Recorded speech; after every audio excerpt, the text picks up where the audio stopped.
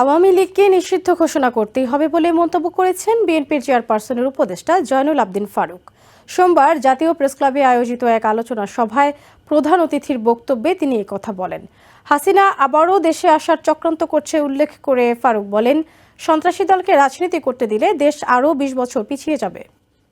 জাতীয় প্রেস ক্লাবের জহুর হোসেন চৌধুরী হলে আয়োজিত গণ অভ্যুত্থান পরবর্তী বাংলাদেশ ও আগামী নির্বাচন প্রসঙ্গে এক আলোচনা সভা অনুষ্ঠিত হয়। এতে প্রধান অতিথি হিসেবে যোগ দেন বিএনপির চেয়ারপারসনের উপদেষ্টা জয়নুল আবদিন ফারুক। সোমবার এই আলোচনা সভায় তিনি বলেন, সাম্প্রতিক শেখ হাসিনার একটি কথোপকথন সামাজিক মাধ্যমে প্রচার হয়েছে। সে থেকে বোঝা যায় তিনি আবার ক্ষমতায় আসার জন্য চেষ্টা চালাচ্ছেন। তাই আজ সব মানুষের দাবি, আওয়ামী লীগকে নিষিদ্ধ ঘোষণা করতেই হবে। জয়নুল আবদিন ফারুক আরও বলেন, শেখ হাসিনা দেশের মানুষের অর্থ চুরি করে বিদেশে পাচার করেছিলেন। সেই আওয়ামী লীগের প্রেতাত্মারা বর্তমান সরকারকে অস্থিতিশীল করতে কাজ করে যাচ্ছে। আওয়ামী লীগকে ক্ষমতায় রাখতে শেখ হাসিনা ২০৪১ সাল পর্যন্ত কর্মসূচি গ্রহণ করেছিলেন বলেও মন্তব্য করেন বিএনপির চেয়ারপারসনের এই উপদেষ্টা।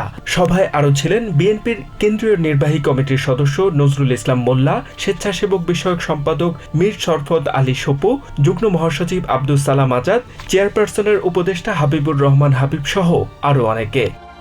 HM. Ataullah, TVN 24 news desk.